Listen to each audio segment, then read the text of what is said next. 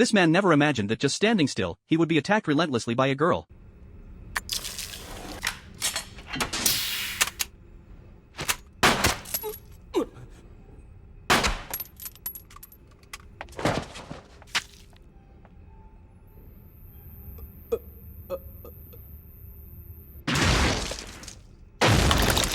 After Saha killed the man, she was already on the rooftop. Without hesitation, she jumped off, ignoring the police sirens, and vanished into thin air. The detective stared at the two bodies in the elevator, feeling a sense of despair. There were no useful clues left behind, and the irony was, the man who was killed was a comedian who used corpses as part of his act. No one expected him to end up as one himself. After a quick report, the agents left. The news station aired the case, and Saha sat leisurely by the window, feeling sorry for the old lady's death. Detective Akai, upon seeing the investigation come to a standstill, smiled with satisfaction. It was clear now Akai was the mastermind behind it all. He had used his position to take in orphans, and Saha was one of them. When Saha was very young, her parents were murdered by the mafia. Akai used his power to adopt her. As Saha grew older, Akai revealed his true nature. He had used the belongings of her deceased parents to threaten her, grooming her into a tool for his assassinations. But at night, Akai also used her as a way to release his frustrations. Saha didn't know how long this would go on until she met Otokawari, someone who had gone through similar things. They met during an assassination mission, and that encounter changed their fates. Otokawari planted a bomb on a car's window, which would explode when the target passed by. When the explosion happened, everyone was distracted by the noise. At that moment, Otokawari shot and killed the target. However, just as he fired, Saha, who had been hiding, made her move. Otokawari was startled by the sudden gunshot and froze. Saha asked if he was shocked. Otokawari simply asked if she was the one who did it, and Saha admitted to it. Otokawari was taken aback. He hadn't expected the cute girl he was working with to be capable of such things. After the mission, Otokawari asked Akai to let him leave the organization. He felt he had the ability to survive on his own now. To his surprise, Akai agreed, but with one condition: Otokawari had to complete 3 more missions before he could leave. Otokawari knew Akai would never let him go so easily, but he decided to take the gamble and aim for freedom. The next day, Saha unexpectedly showed up at Otokawari's part-time job. They sat in an old house, chatting and eating snacks, talking about their pasts. When Otokawari asked about her relationship with Akai, the mood suddenly became awkward. Otokawari quickly changed the subject and commented on Saha's earrings. Saha explained that the earrings were a memento from her parents, her talisman. Perhaps because Otokawari and Saha were around the same age or because they both shared tragic fates, Saha felt a deep connection with Otokawari. She dropped all her pretenses and showed him the side of her that was more like a normal young girl, but the happy times were short-lived. Saha received another assassination mission. This time, she not only lost her talisman, but she almost died in the process. The target was one of a pair of twin brothers, always accompanied by 3 bodyguards. Saha disguised herself and waited for the target to use the restroom. She took her chance to strike. Saha had prepared many tools for the mission. Though she had killed many for Akai, she never took innocent lives. So when she faced a bodyguard trying to kill her, she used a steel needle to temporarily disable him. However, during the mission, she hesitated. After the fierce battle, she couldn't remember which one of the brothers was the target. After a long pause, she chose the one on the right. But by the time she made her decision, the bodyguards arrived to help. In the chaos,